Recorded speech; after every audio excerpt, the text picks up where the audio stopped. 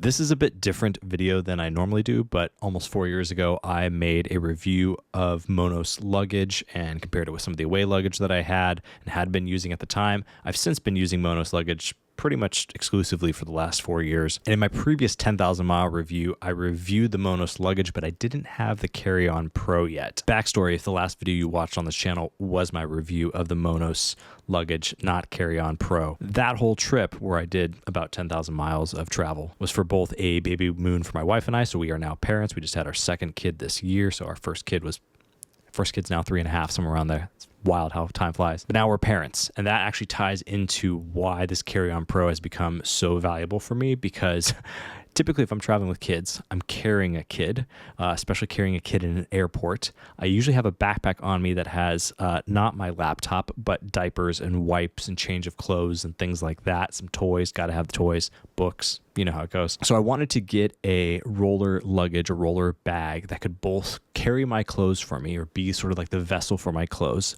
also be something that could safely transport my laptop so I could do some work on the road, but it's not like for a work trip, right? So if I have a work trip, I got a whole different loadout for that. But if I want to travel with the kids, still have the laptop to do the things I want to do, not have a backpack because I can't be putting that much more weight on my body along with the kid and a bag for the kid, all that other stuff. So enter in the Monos Carry-On Pro. I got this bag about a year ago. We were actually working on a brand deal for this channel with Monos to kind of go through this bag and run this bag through its paces. I ended up not being able to do that video last year because of a lot of family things that were going on. But since then, I have been able to test out and try out now this luggage for over a year, or coming up on a year now, right around a year. This thing has definitely done more than 10,000 miles of travel. It's been on that failed Amtrak train ride that you guys may have seen on my channel where a battery fire diverted us, and that was a whole thing. It's been on planes, it's been in cars and road trips, and I've definitely put over 10,000 miles on this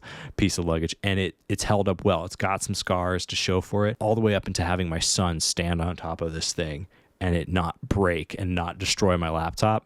Okay, Monos, you got me listening. So this video is not sponsored by Monos. I decided to do this video just free and independent. That's how I like to do my reviews. If I do end up with an affiliate code from them, I'll link it down in the description below. I'm going to go through a few of the things that I really like about this bag. The one big problem that I was very concerned about, how I believe that problem's been solved for me at least, and then we'll get into some final thoughts here at the end.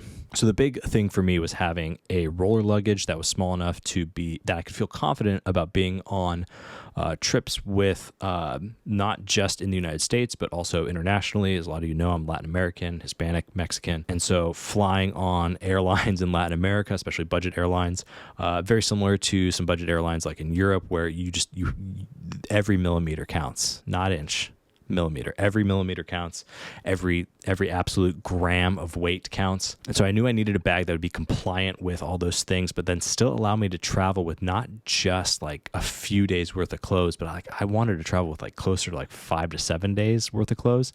And Monos has this like audacious claim that you can get like at least 5 days or around 5 days of travel clothing in this piece of luggage, which at first I thought, no way. There is no way. There's no way that's going to happen. I'm always one of those people that likes to pack like enough outfits for every day that I'm traveling, plus maybe 1 or 2 extra just in case I change my mind somewhere along the way. So when I got this bag, the first thing I did was open it up and take a look at it. And packing for the first trips that I used this on, I was like, there's no way that this is going to work with this laptop compartment up front, which is nice enough. It's nice that it opens in this nice accordion flap. It doesn't like full beaver tail all the way out, which I really appreciate. I don't like beaver tails. Do not like the beaver tail design where it's like, no, my laptop, I don't want my laptop flapping around. Keep the laptop next to the body. I like that Monos. Monos did a very good job with this. There are several other competitors in this market space trying to do like laptop roller bag. But if the laptop is in the part that flaps out, that's no good. In my opinion, that's not what I want. And there's some little organization in that area as well where you can put like a tablet, maybe like a magazine or something, along with like a power cable, power brick, things like that. So all that is fine and good. And like I said at the beginning of the video, my son like stood on this bag, like on the laptop portion of this. And I thought, okay, my laptop's destroyed. No, amazing. My son's like over 40 pounds. Great. Okay. So the laptop part is solved, but then all of that volume, all of that space that was supposed to be there, that would normally be there in like a normal carry-on piece of luggage that is just a shell with no laptop part. All of a sudden I realized, oh no, that side of the bag, that side of the luggage is like 50% of the depth of the other side. Not exactly, but somewhere around there. This was really worrisome for me because I felt like, man, I can probably fit 2 articles of clothing in that area if they're folded up long way. I was trying to figure out how to make this work. Enter in the Monos packing cubes. I just gotta say, these are the nicest packing cubes I've ever used. I've used several packing cubes from like Amazon, also Peak Design. I think I have some stuff from a couple other brands. These are the nicest packing cubes I've ever used. They feel so sturdy, and I really like the way that they collapse on themselves. So with these packing cubes, I use actually the largest packing cube for things like pajamas or pants, shorts, board shorts, things like that, and I will put them into that largest packing cube and cinch that down, tighten that down, zip that up, and then that goes in the far, that sort of shallow side where the laptop is on the other side. And then I can use the volume of the other side of the bag to do socks, underwear, t-shirts, and like some more like collared shirts, things like that. And what I've found with these packing cubes is I can actually get about 5-6 days worth of clothes in these packing cubes, in this bag, along with a laptop and a charging brick, and a couple other little things up front. That has been really nice. That has been game changing actually for like me and my family, because now dad's free to carry a kid, carry the backpack for the kid, all that other stuff, carry a car seat. It's happened. Oh yeah, I want to check this car seat. Great. Can you carry it all the way down to the end of the like gangway or whatever, the like loading way?